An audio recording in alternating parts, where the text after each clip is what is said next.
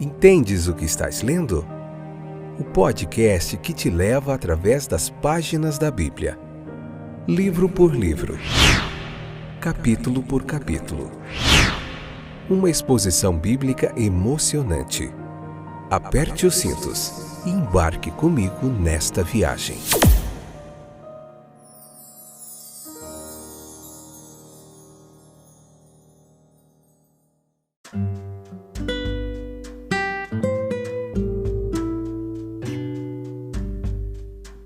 Olá, eu sou o Fábio e estou de volta para mais um excepcional episódio do nosso podcast Entendes o que estás lendo? Vocês estão prontos? Prontas para mais uma jornada através das páginas da Bíblia? Vamos lá então. Lucas capítulo 5, a parte terceira hoje, episódio de número 282. Essa é a quarta temporada onde nós estamos vendo o Evangelho de Lucas. Então, hoje nós vamos falar sobre alguns milagres que Jesus realizou. Não saia daí, fica até o finalzinho, escute os episódios anteriores de Lucas, João, Gênesis, Êxodo que estão prontinhos para você, que tem muita coisa para você aprender e obter da palavra de Deus, muita coisa significativa, importante, interessante, edificante também. Beleza? Vamos lá. Leia o capítulo 5 do Evangelho de Lucas, pega o caderninho para você anotar suas dúvidas e, como eu não deixo de lembrá-los, convida mais gente para cá, porque está imperdível essa viagem através das páginas da Bíblia. Então o poder do Senhor estava presente com Jesus, aonde ele ia, o que ele fazia, o que ele falava. Qualquer israelita dos tempos antigos, se você se encontrasse com eles, teria dito a você que o poder de Deus estava presente no céu, no mar, no milho, nas plantações, na chuva que caía. Mas ele ficou mais impressionado, foi com o poder de Deus manifestado na tempestade, na época da colheita, ou na derrubada do poderoso exército de Senaqueribe, lá no Antigo Testamento. No entanto, isso era apenas em sua imaginação. O poder de Deus estava tão verdadeira e graciosamente presente no ordinário e regular, quanto no milagroso e excepcional. Estamos inclinados a pensar que o poder divino é mais manifesto no trovão, trêmulo, no relâmpago, ou num terremoto, num tsunami. O poder de Deus está tão presente no comum e no contínuo quanto no surpreendente e excepcional acontecimento. Sim, está muito presente no despontar da manhã, quando a noite chega, no crescimento da grama, no amadurecimento do milho ou na floração das flores. O poder de Deus está presente conosco sempre e em todos os lugares. Se tiver apenas olhos para nós podermos ver e corações para poder sentir. Um poder muito benéfico é o da cura. Talvez nunca louvemos a Deus com tanto sentimento como quando bendizemos, dizendo que Ele curou as nossas dores, as nossas doenças. Deus sempre tem curado os homens.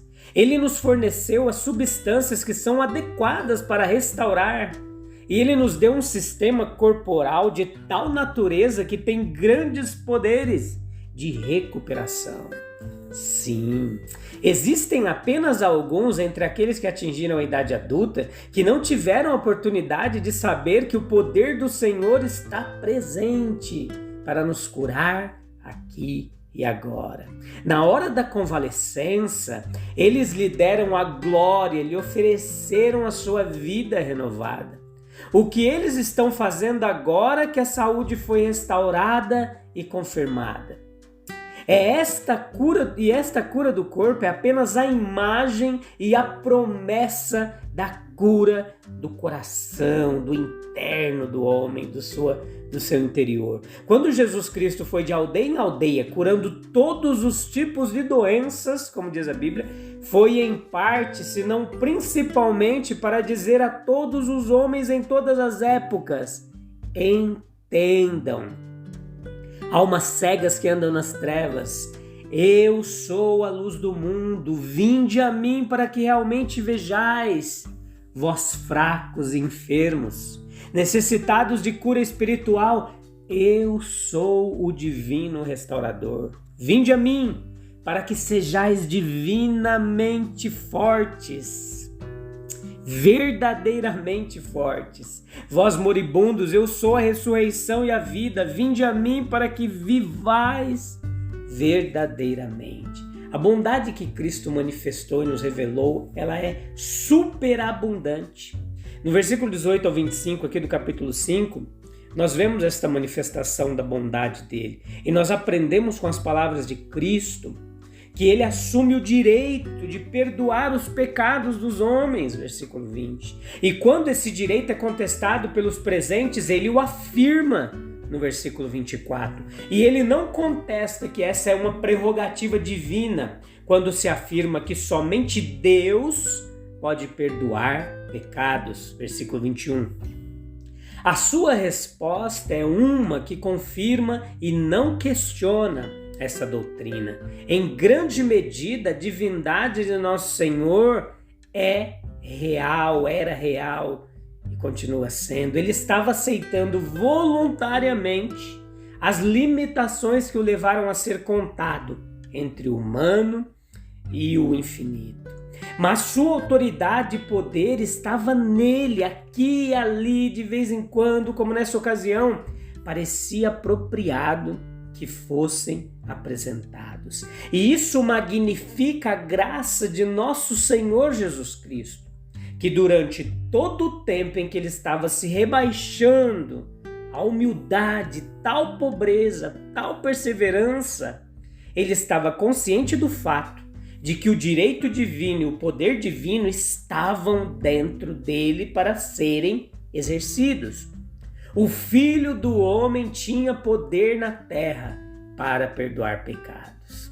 A sua grandeza foi muitas vezes questionada, às vezes negada, e muitas vezes o nosso mestre permitiu que os homens pensassem nele como mestre ou profeta, a quem eles deveriam julgar por sua vida ou por sua doutrina. Mas por muitas outras vezes, ele justificava suas alegações de uma forma que silenciava completamente, se não convencesse os seus críticos. Ele se autenticou por um ato de grande poder. Ele fez isso agora. Não que o exercício do poder de cura fosse um ato mais divino do que o perdão do pecado. Não que um ato de piedade por incapacidade física fosse maior ou mais digno do que um de misericórdia e socorro à alma. Isso não poderia ser. Mas que a operação do milagre foi um sinal mais óbvio e indicação do divino do que um ato de perdão. E por essa obra graciosa e poderosa, o nosso Senhor provou ser aquele que tinha o direito de dizer: teus pecados estão perdoados. Podemos dizer que o Evangelho de Jesus Cristo foi autenticado pela manifestação dos sinais, maravilhas e seu poder. Nós temos certeza de que a mensagem de graça e misericórdia que pregamos vem de Deus, porque, entre outras razões, para a nossa certeza, testemunhamos o grande poder da verdade cristã. Nos versículos 27 e 28, nós vemos Jesus chamando, convidando e trazendo Levi, ou Mateus, em algumas traduções, para segui-lo. Observe que ele fala no imperativo, ele não pergunta, você gostaria de me seguir? Mas ele diz, segue-me. Ele fala também incondicionalmente, absolutamente, não siga-me se ou quando, mas simplesmente, sem reservas, siga-me. Considere as grandes consequências. que resultariam da escolha de Mateus. O completo rompimento de sua antiga vida, o abandono de suas antigas atividades e de seus velhos amigos, a entrada em uma esfera inteiramente nova de pensamento e ação.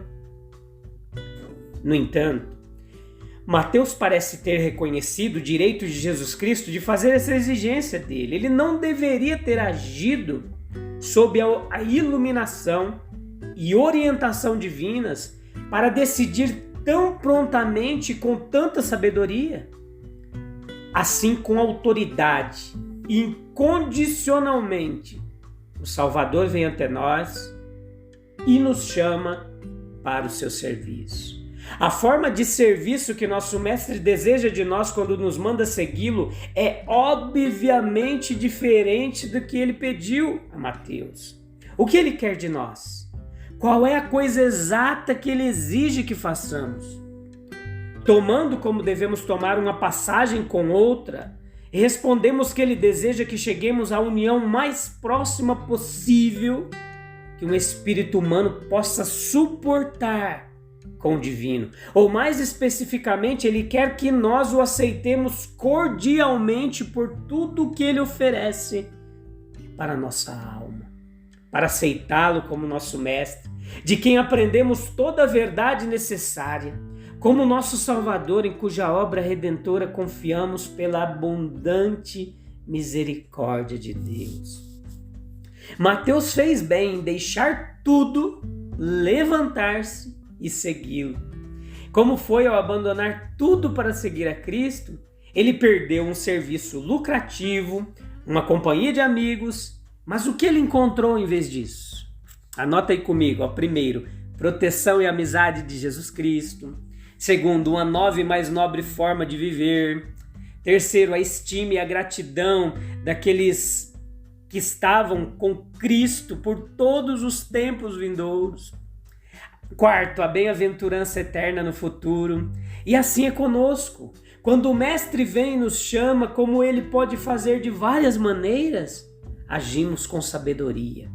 Quando respondemos imediatamente, e assim nós vamos perder o mínimo que poderia ser perdido. Nós asseguramos a herança que os verdadeiros sábios estão determinados a obter. Jesus de Nazaré está de passagem. Devemos nos valer de sua oferta enquanto a oportunidade nos permite.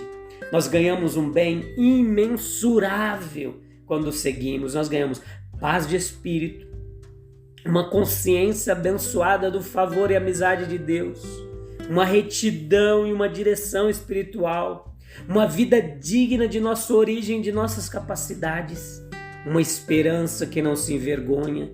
E essa foi uma hora suprema para Mateus.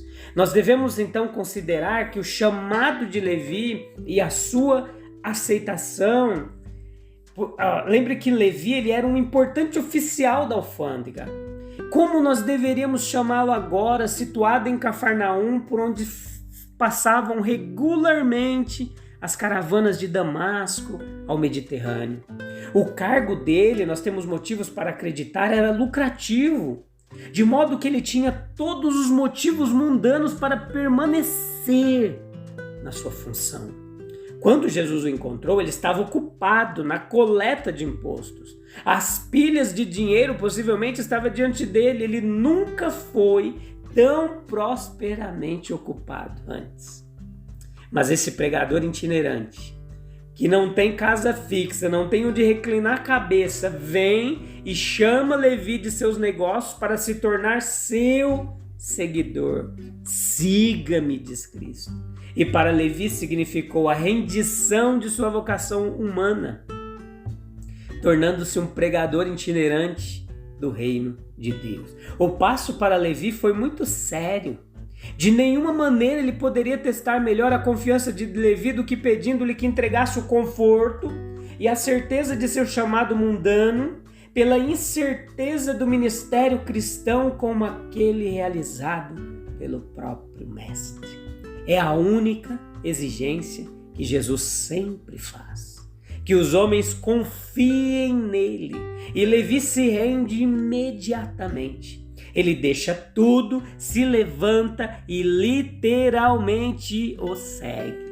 É uma deusa cobrança de impostos, para que ele possa servir na comitiva do príncipe da paz. Tal rendição sem reservas é o que o cristianismo significa. Jesus é colocado antes de tudo e de todos. Considere o primeiro esforço missionário de Levi, no versículo 29. Foi na realização da grande festa. A hospitalidade pode ser de caráter missionário. Se seu objetivo é trazer amigos para o contato com Jesus, como foi literalmente o caso aqui, então é claramente um empreendimento missionário. Levi sentiu que a melhor coisa que poderia fazer agora seria reunir todos os seus conhecidos e apresentá-los a Jesus. Os anfitriões não deveriam perguntar quais seus motivos em fazer a festa. Os banquetes são para ostentação, para o avanço dos fins mundanos ou por causa do mestre. Além disso, esse banquete de Levi nos mostra os limites do nosso trabalho. Tudo o que podemos fazer pelos homens é apresentá-los a Jesus. Não podemos fazer mais pela salvação deles. É a familiaridade pessoal com Jesus que eles devem entrar para que a vida eterna seja deles. Essa é a vida eterna. Conhecer, isto é, estar familiarizado com o único Deus verdadeiro e Jesus Cristo, a quem ele enviou, como João escreveu no capítulo 17, versículo 3. O empreendimento missionário através da hospitalidade está apenas começando a se realizar. A hospitalidade precisa ser redimida como muitas outras coisas boas, dos usos comuns. Um coração amoroso capacitará um cristão fiel a fazer isso. Beleza? A gente se encontra no próximo episódio, onde nós vamos concluir o capítulo 5 e encerrar os episódios dessa semana. Estaremos de volta na outra. Eu te encontro no próximo episódio para a gente continuar meditando nesse capítulo 5. Tem muita coisa legal para a gente aprender. Deus abençoe. Até breve. Tchau, tchau.